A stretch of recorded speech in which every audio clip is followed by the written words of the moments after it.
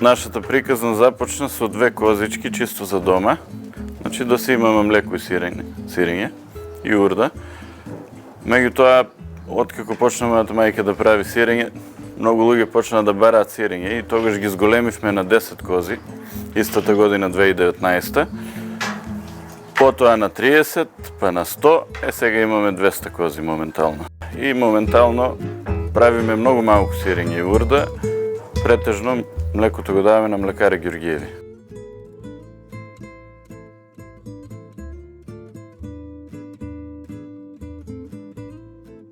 Значи сите почетоци се тешки, значи се одеше постепено. Значи од 2019, значи постепено ги зголемуваме грлата, претежно оставаме од наши кози, значи јариње и така. Поголемиот дел од денот сум тука, освен кога не сум на работа. Треба да се нахранат, сега чекаме јариња, сега ќе има најмногу работа, во март месец треба да почнат да се козат, после треба да се молзат, значи има работа, има козата си бара нега.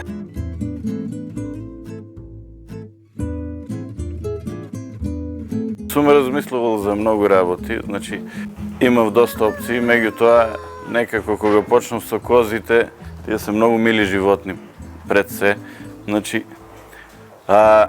едноставно кога работам овде се релаксирам. Значи не се осеќам нервозен, изморен, значи колку и да има работа, они знаат да те релаксираат.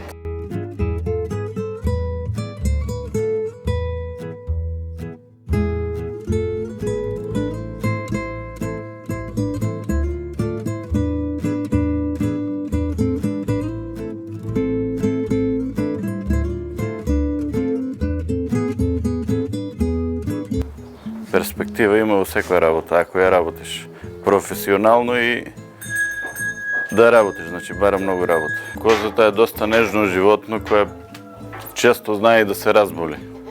И има смртност, има болести, има тие се најтешките предизвици. Се друго што може да се сработи е лесно. Искрено јас мислам дека државата треба малку да почне неповратни средства, ама еве со обврска да речеме. Како што кажав, има млад човек, сака да гледа стока, еве ти стока, еве ти штала, еве ти механизација. Наредните 10-20 години ти си сточар.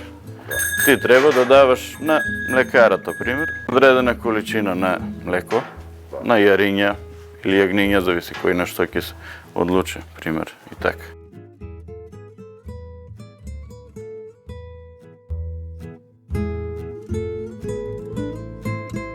Муштерија има секој пат, значи секој човек сака домашно да се јапне, тоа е факт.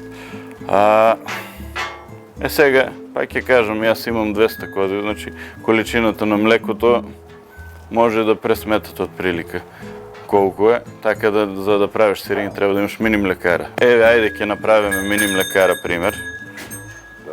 Меѓутоа, пласманот е нешто друго. Јас така викам. Ако имаш малку, ќе го продадеш. Ако имаш многу, значи треба само тоа да правиш, да одеш по пазари да продаваш. Пример, има специјалитет кашкавал, мајка ми што го прави со оригано и со маслинки. Наш рецепт, меѓутоа наш продукт. До порано и јас мислев, како и сите други луѓе што немат пробано козјо млеко во последно време, дека козјото млеко мириса. Значи, како дете, да, сум пиел такво млеко, мирисаше. Е старата балканската раса, што беше тука. Меѓутоа сега имаме украстено од алпини, од англонубиски, секакви има украстени. И млекото не мириса. Јас тоа прв пат го видов во Белград, кај мојата тетка Станка. Кога пробав сирење, не можеше да ме најаде на сирење, буквално. И така и почна таа приказка на мајка ми и реков, ќе земеме 2 козички, јас сакам да се хранам здраво. и од 2 козички сега се 200 тоа е. Не ги бројам, едноставно ќе погледнам и знам дали некоја ми фали или не. 30% дури си имаат и имиња, а има некој ја викнеш по име и знае и да дојде. Кога имав 2 кози, првата козичка ми се викаше Белка. И земам јабуки и дробам, пошто се 2, и давам на едната, па на Белка. И ми паѓа на земја. Ја зимам и ја бришам. И ја давам и ми прави вака.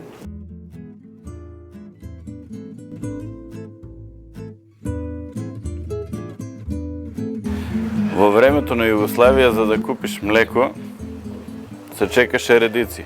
Ако имаа сите дома по 2 кози, немаше луѓето да бидат зависни од државата. Нели?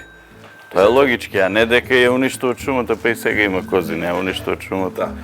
Во нормални услови, кога веќе има јариња, кога се искозени сите, кога веќе вадиме млеко, најпрво се носат козите во другиот објект, каде што има систем за молзење, се измолзуваат преку системот, потоа се пуштат на паша или се хранат дома.